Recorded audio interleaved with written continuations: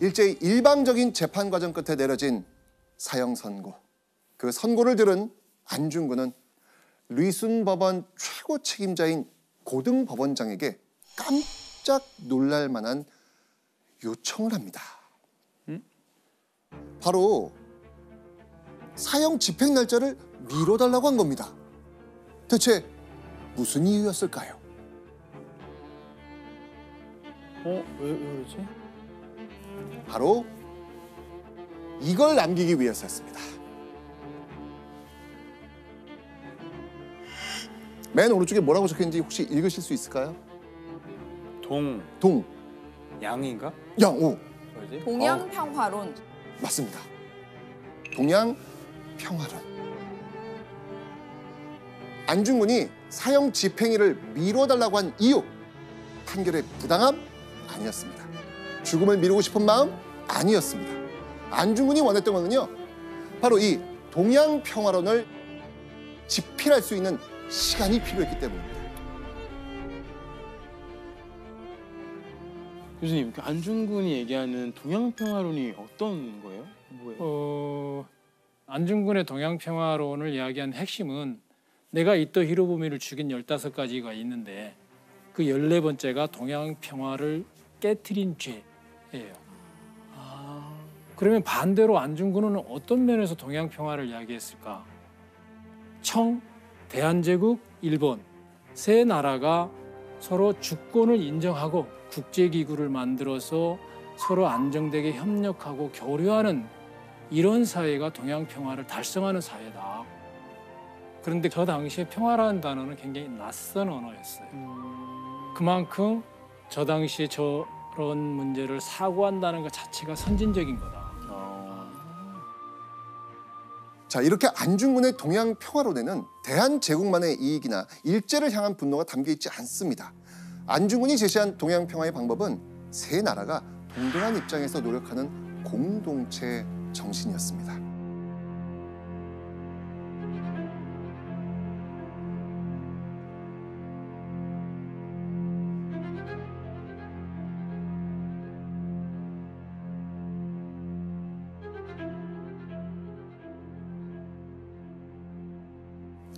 자, 그런데 여러분들 궁금하지 않으세요? 이 동양평화론이 어떻게 남은 자료일까요? 그러니까 이거를 남겨줄 리가 없을 것 같은데. 그렇죠, 당연하죠. 자, 오늘날 확인 가능한 이 동양평화론은요, 일본 국립국회도서관이 소장하고 있는 필사본이라고 합니다. 당시 일제히 전체 법원과 재판관을 통제하던 사법성이라는 기관의 한 일본인 관리가 안중근의 이 동양평화를 보고 감탄을 하면서 밤을 새워 필사했다고 알려져 있어요.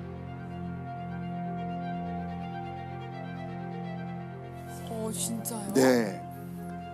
그런데 이 일본인 관리가 필사한 동양평화론은요, 고작 17쪽 분량의 미완성 상태로 발견됐습니다.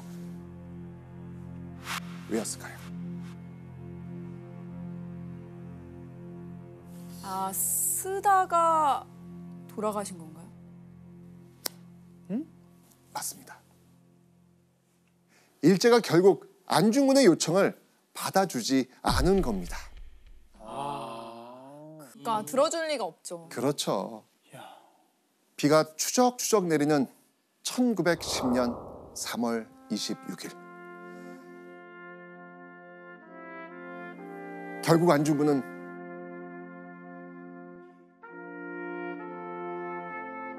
그렇게 형장에서 생을 마감하고 맙니다.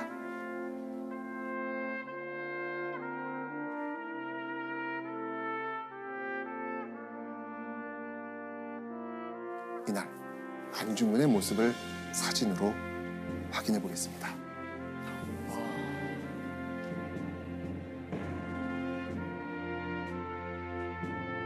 바로 어머니가 보낸 수의를 입고 있는 마지막 모습입니다.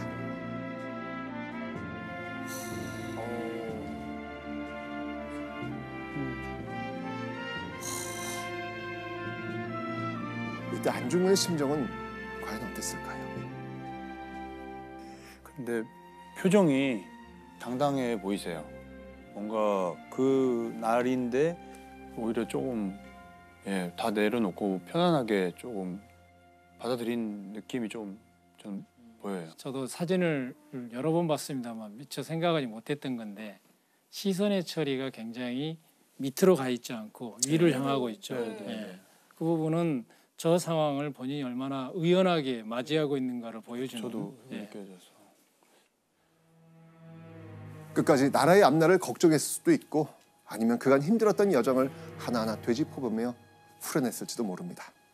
하지만 확실한 건 안중근은 32살이라는 젊디 젊은 나이에 마지막까지 의연한 모습으로 순국했다는 겁니다.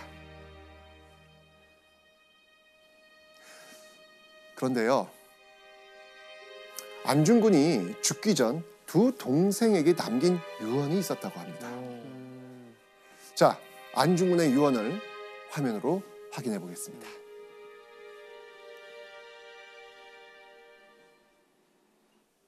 내가 죽은 뒤에 나의 뼈를 하얼빈 공원 곁에 묻어두었다가 우리 국권이 회복되거든 고국으로 반장해다오.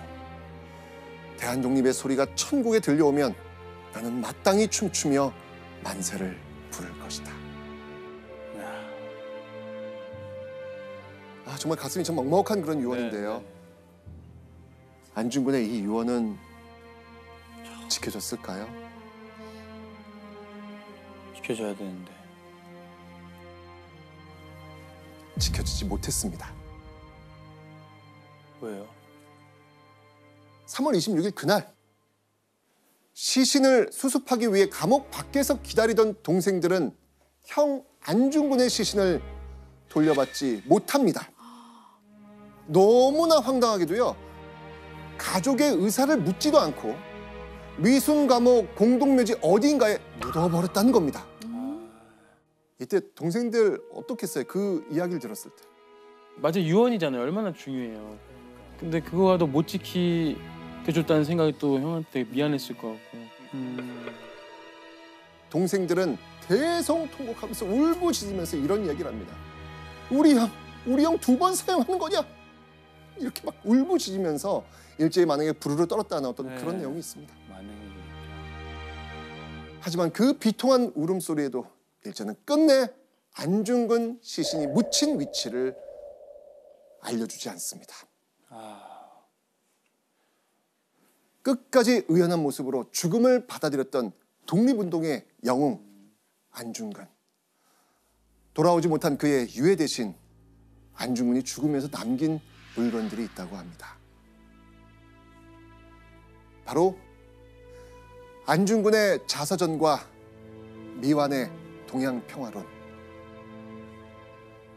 그리고 가족사진입니다.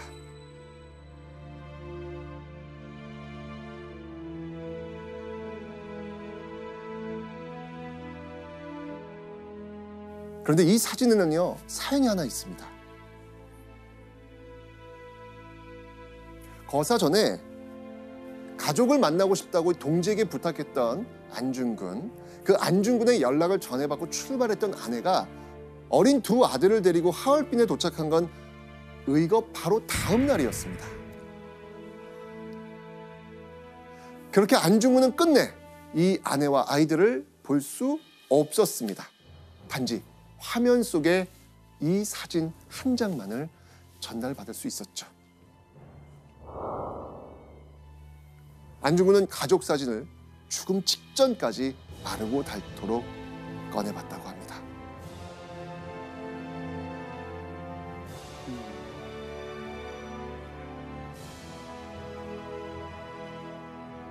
그리고 안중근의 죽음 이후 아내와 아이들은 조국으로 돌아가지 않고 연해주에 자리 잡게 되죠. 자, 그렇다면 조국에 남아있던 안중근의 어머니와 동생 식구들은 어떻게 됐을까요? 나머지 가족이요? 헌병과 순사들이 매일 그 대문을 두드리고 그 출입자들을 탐문하고 그 의사를 캐물으니 옥리가 죄수를 감시하는 것과 다름이 없었다. 계속 감시를 받았다. 당연히 그럴 수밖에 없죠. 창살 없는 감옥. 예. 그렇게 안중근 가족들은 등 떠밀리듯 어쩔 수 없는 선택을 하게 됩니다. 조국에 남아있던 가족들 역시 망명길에 오르게 된 거죠.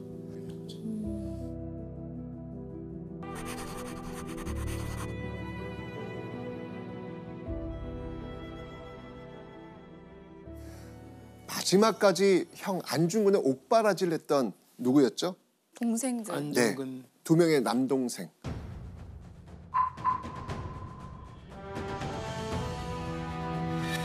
그 이후 무슨 일을 했을까요? 안중근 대신 집안의 가장 노릇을 했던 차남 안정근은 1919년 가을 돌연 중국 상해로 향합니다. 평소 친한 형님으로 모시던 한 인물의 요청 때문이었습니다. 그 인물은 누굴까요? 보시죠. 자, 사진 속 요 인물 중 앞줄 맨 왼쪽이 바로 지금 안정근입니다. 그리고 그 뒤에 선 인물 바로 이분의 요청 때문에 지금 상해로 갔는데 이분 혹시 누군지 아시겠어요? 사진이 아까 동현 코스염 있는 동현 씨가- 독립운동가. 씨가 안창- 얘기했잖아요. 안창호 선생님. 어. 네, 아. 바로 도산 안창호였습니다.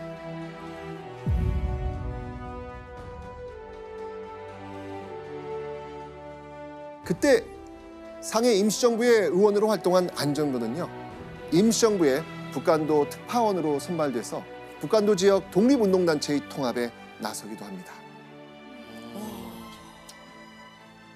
게다가 홍범도와 김좌진 장군이 활약했던 그 청산리 전투에 참전하기도 했습니다.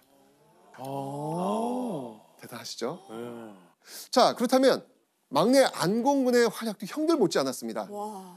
안공근을 감시하던 일제 고등경찰이 남긴 글에 안공근이 이렇게 평가돼 있습니다. 안공근은 김구의 참모로서 그의 신임이 가장 두텁고 김구가 범한 불령 행동은 안공근의 보좌에 의해서 이루어진다. 이렇게 말이죠. 안정근이 안창호의 최측근이었다면 안공근은 임시정부의 주석 누구의 최측근? 김구. 맞습니다. 김구의 오른팔이었던 겁니다. 와. 안공근은요, 일제의 주요 인물을 암살하거나 게릴라전 같은 특수작전을 벌이는 비밀 결사 조직, 김구가 만들었던 이 조직. 그 한인 애국단? 우와! 어. 맞습니다. 역시. 맞습니다. 맞습니다. 바로 안공근이 한인 애국단의 일원이었던 거예요. 아. 자, 그런데 한인 애국단하면 대표적인 인물들이 있죠, 사실. 아, 네, 그렇죠. 딱 두. 누구? 누구? 윤봉길 선생님하고 이봉창. 맞습니다. 바로 이분들이죠.